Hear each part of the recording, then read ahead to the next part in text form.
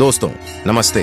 आज हम आपको ले चलते हैं पश्चिम बंगाल के वीरभूम जिले में स्थित रहस्यमयी तारापीठ मंदिर में। आपको जानकर हैरानी होगी कि यह एक ऐसा मंदिर है जिसके ठीक बगल में महाश्मशान घाट है और जहां दिन रात चिताएं जलती रहती हैं। जी हां दोस्तों, आपने बिल्कुल सही सुना है। आज हम बात करेंगे तारापीठ मंदिर और मां तारा देवी के भक्त अघोरी संत वामा खेपा की। हम आपको तारापीठ मंदिर के कुछ ऐसे रहस्यों के बारे में बताएंगे जिन्हें सुनकर और इस अद्भुत स्थान को देखकर आप आश्चर्यचकित हो जाएंगे। हम बात करेंगे तारापीठ मंदिर के उन रहस्यों के बारे में जिनका जवाब आधुनिक विज्ञान के पास भी नहीं है।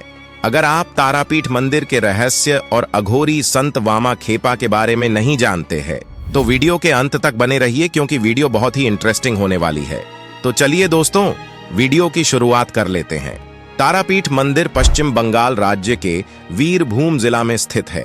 यह मंदिर शक्ति की देवी मां तारा को समर्पित है और तंत्र साधना के लिए प्रसिद्ध है। दोस्तों, आपको जानकर हैरानी होगी कि 51 शक्तिपीठों में से 5 शक्तिपीठ इसी जिला में है, जो कि बलकेश्वर, नल्हाटी, बंदी, किशोरी फूलो देवी और तारापीठ के नाम से विख्यात हैं, जिसमें तारापीठ सबसे प्रमुख धार्मिक स्थल और सिद्ध पीठ है। यहाँ देवी सती की आंख की पुतली का बीच का तारा गिरा था। तारापीठ राजा दशरथ के कुल पुरोहित वशिष्ठ मुनि का सिद्धासन और तारा मां का अधिष्ठान है, इसलिए यह हिंदुओं का महातीर्थ कहलाता है। दोस्तों, जिस प्रकार रामकृष्ण परमहंस को मां काली ने दर्शन दिया था, ठीक उसी प्रकार तारापीठ के सिद्ध अघोरी संत वामा खेपा को मां तारा देवी ने दिव्य ज्ञान दिया था। वैसे तो अघोर एक ऐसा शब्द है जो लोगों के मन में भय और कौतूहल का एक मिश्रित भाव उत्पन्न करता है। अघोरी संत वामा खेपा को लोग पागल संत भी कहते थे। वामा खेपा 18वीं शताब्दी में पश्चिम बंगाल में स्थित तारापीठ से 2 किलोमीटर दूर एक छोटे से गांव वटाला में जन्मे थे। उन्हें बचपन से ही पढ़ने और लिखने में कोई विशेष रुचि नहीं थी। वे अक्सर देवी तारा की प्रतिमा के समक्ष रोते हुए पाए जाते थे। क्योंकि उनके पिता भी भक्ति मार्गी थे, तो वही पहली बार वामा खेपा को तारापीठ के शमशान ले गए थे। इसके बाद उनका ज्यादातर समय शमशान में ही बीतने लगा। तारापीठ को देवी तारा का महत्वपूर्ण स्थान माना जाता है। धीरे धीरे वामा खेपा देवी तारा की मूर्ति के सामने भजन करने लगे। उन्होंने लगभग 27 वर्ष की आयु में ब्रजवासी कैलाशपति नाम के सन्यासी को अपना गुरु बना लिया। उनके गुरु को अघोर और तंत्र की अनूठी शक्तियां प्राप्त थीं, ऐसा लोगों का मानना था। अक्सर जब वामा खेपा अपने गुरु से मिलते थे तो उन्हें अपने गुरु के आसपास कुछ आकृतियां दिखाई देती थीं, पर वामा खेपा के पास पहुंचते ही वे आकृतियां दृष्टि से गायब हो जाती। पूछने पर गुरु ने बताया कि यह उन लोगों की भटकती हुई आत्माएं थीं, जो पूर्व जन्म में शमशान साधना करते समय भय के कारण मृत्यु को प्राप्त हो गई थी। अब ये आत्माएं मुक्ति के लिए मार्गदर्शन प्राप्त करने हेतु वामा खेपा के गुरु के पास आती है। अपने गुरु से दीक्षा लेने के पश्चात एक रात साधना करते वक्त वामा खेपा को तीव्र प्रकाश दिखाई दिया और उनके सामने एक बहुत ही भयानक दिखने वाली स्त्री प्रकट हुई, जो कि बहुत डरावनी लग रही थी। मगर थोड़ी ही देर बाद उस स्त्री ने देवी तारा का रूप ले लिया। कहा जाता है कि मां तारा बाघ की खाल पहनी हुई, एक हाथ में तलवार, एक हाथ में कंकाल की खोपड़ी, एक हाथ में कमल फूल और एक हाथ में अस्त्र लिए हुए प्रकट हुई थीं। उन्होंने पैरों में पायल पहनी थी और उनके केश खुले हुए थे। वामा खेपा के अनुसार माता ने जीभ बाहर निकाली थी और वातावरण प्रकाश और सुगंध से भर गया था। मां तारा ने वामा खेपा को आशीर्वाद देकर वह अंतर्ध्यान हो गई। इसके बाद वामा खेपा ने तारा मंदिर के पुजारी का कार्य संभाला, लेकिन उनका पूजा करने का तरीका अत्यंत अनोखा था। वे हाथों में फूल लिए बहुत देर तक रोते रहते और फिर उन फूलों को देवी की मूर्ति की ओर फेंक देते थे, जो भोग देवी के लिए बनाया जाता था। उनमें से वे पहले ही खा लेते थे और बचा हुआ भोजन वे देवी की ओर फेंक देते और कहते, ले मां, यह अब तेरे लिए है। इस बात पर मंदिर के अन्य पुजारियों ने वामा खेपा की पूजा विधि का विरोध किया और उन्होंने उन्हें शारीरिक रूप से प्रताड़ित करके देवी तारा की पूजा से बेदखल कर दिया। इस घटना के 4 दिनों बाद जिस राजा ने तारापीठ का मंदिर बनवाया था, उसकी रानी को एक सपना आया।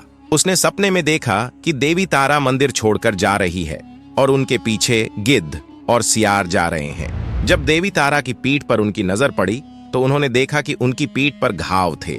सपना देखकर रानी घबरा गई और स्वप्न अवस्था में ही उन्होंने देवी से प्रार्थना करके पूछा, माँ, तू मुझे ये भयावह दृश्य क्यों दिखा रही है? तब देवी तारा ने उनसे कहा कि मैं बहुत लंबे समय से तुम्हारे राज्य के इस मंदिर में रहती आई हूँ, लेकिन आज मेरे बच्चे को प्रताड़ित किया जा रहा है और उसने मुझे 4 दिन से भोग नहीं लगाया है, इसलिए मैंने मंदिर का कोई भोजन ग्रहण नहीं किया है और अब मैं तुम्हारा मंदिर छोड़कर जा रही हूँ।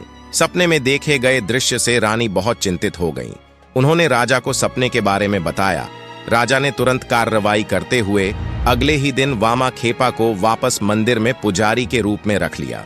कहा जाता है एक बार वामा खेपा भजन करते करते भाव की अवस्था में चले गए और उन्होंने खड़ी फसल में आग लगा दी और देवी तारा की जयकार करते हुए आग की लपटों में कूद गए। लोगों को लगा कि वे आग में जलकर मर गए होंगे, लेकिन अगले दिन वे अपने गुरु के पास बैठे पाए गए। अपनी मां की निधन के बाद वामा खेपा ने शमशान में महाभोज का आयोजन किया और क्योंकि वह बरसात का महीना होने के कारण मौसम अत्यधिक खराब था, वामा खेपा ने लोगों को एक पंक्ति में बिठाया और उन्होंने अपने हाथ में मानव हड्डी को लेकर सभी लोगों के चारों ओर एक गोला खींचा और उसे अभिमंत्रित कर दिया। इसके बाद आसपास बारिश होती रही, लेकिन उस गोले के बीच में जहां लोग बैठे थे वहां पानी की एक भी बूंद नहीं गिरी। वामा खेपा भाव मार्गी होते हुए भी उच्च कोटि के संत हैं। अपनी मृत्यु से कुछ समय पहले वामा खेपा ने खुद को सांसारिकता से अलग कर लिया और उन्होंने अपना अधिकांश समय ध्यान और समाधि में बिताना शुरू कर दिया। अपने अंतिम दिनों में वामा खेपा केवल देवी तारा और मृत्यु के विषय पर बात करते थे। वे कहते थे कि देवी मूलाधार चक्र में सोई हुई हैं और ध्यान साधना के द्वारा उन्हें जगाया जाना चाहिए। केवल तभी आध्यात्मिक पराकाष्ठा प्राप्त की जा सकती है। संत वामा खेपा ने 72 साल की आयु में तारापीठ के महाशमशान में अपने प्राण त्याग दिए। दोस्तों, अघोरियों के लिए यह स्थान बहुत ही पवित्र माना जाता है। तारापीठ मुख्य मंदिर के सामने ही महाशमशान स्थित है, जहां दिन रात चिताएं जलती रहती हैं। माना जाता है कि तांत्रिक यहां मध्य रात्रि में अनुष्ठान करते हैं। यहां द्वारिका नदी है, जिसकी दिलचस्प बात यह है कि द्वारका नदी दक्षिण से उत्तर की दिशा में बहती है, जबकि भारत की अन्य नदियां उत्तर से दक्षिण की ओर बहती हैं। तारापीठ एक मध्यम आकार का मंदिर है और इसकी छत ढलानदार है। इसके प्रवेश द्वार पर की गई नक्काशी बहुत ही आकर्षक है। तारापीठ मंदिर में देवी आदिशक्ति के कई रूपों को दर्शाया गया है। इनमें मां तारा, मां काली, मां दुर्गा और अन्य देवी देवताओं की प्रतिमाएं शामिल हैं। देवी की 3 आंखों को यहाँ पर देखा जा सकता है, जिसे तारा भी कहा जाता है। इसके साथ ही भगवान शिव की भी प्रतिमा मौजूद है।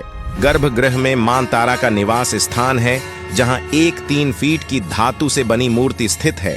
इस मूर्ति में मां तारा को बाल शिव को दूध पिलाते हुए दिखाया गया है। आपको जानकर हैरानी होगी कि यहाँ प्रसाद के रूप में शराब भी प्रदान की जाती है। यहाँ तांत्रिक साधुगण इसे न सिर्फ माता को अर्पित करते हैं, बल्कि स्वयं भी पीते हैं। इसके अलावा यहाँ रोज जानवरों की बलि भी दी जाती है। तारापीठ आने से तांत्रिकों के लिए सिद्धि प्राप्त करना बहुत आसान हो जाता है। मंदिर के पास स्थित प्रेतशिला में लोग पितरों की आत्मा की शांति के लिए पिंडदान करते हैं।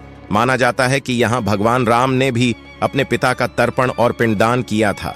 यहाँ देश विदेश के पर्यटक अपनी मनोकामनाओं की पूर्ति के लिए आते हैं।